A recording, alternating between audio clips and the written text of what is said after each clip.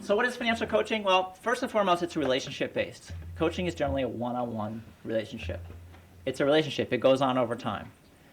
It's different from case management, where you sort of have a case manager who's managing someone through a system.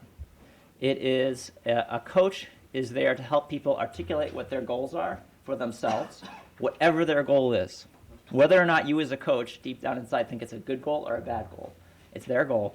And then your job is to keep them on track, to hold them accountable for whatever it is they say they're going to do. So it's a different kind of model. It's very client-directed. If a client kind of burns out, doesn't follow through, they're not ready to be coached. So we don't do this in counseling, right? We don't say, well, you didn't listen to me, so I'm going to stop counseling. You might, but I mean, generally we try to get people through the crisis. We don't just cut them off. In coaching, you can't push. The client is really directing things themselves.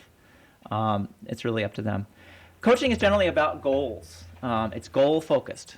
If you think about it from an athletic sort of context, it's about performance improvement. You get a coach not to learn how to swim, but how to be a better swimmer.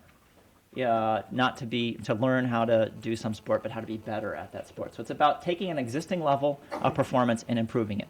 Those of you who are familiar with the sort of old asset-based or strengths-based kind of models, it's very similar to that kind of thing.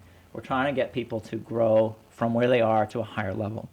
But it also assumes that they have some basic level of performance. Remember I said you're not going to go to a coach to learn how to swim. You're going to learn how to be a better swimmer. So somebody who's in crisis may not be a great candidate for coaching. We'll come back to this.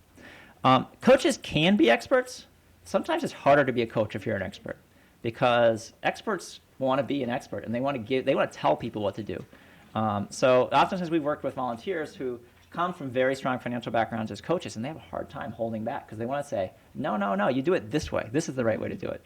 And that's not what coaches do. Coaches are experts in holding people accountable and that external executive attention and self-control kinds of issues. That's really their piece. It's the monitoring and the accountability that's really critical for what a coach does.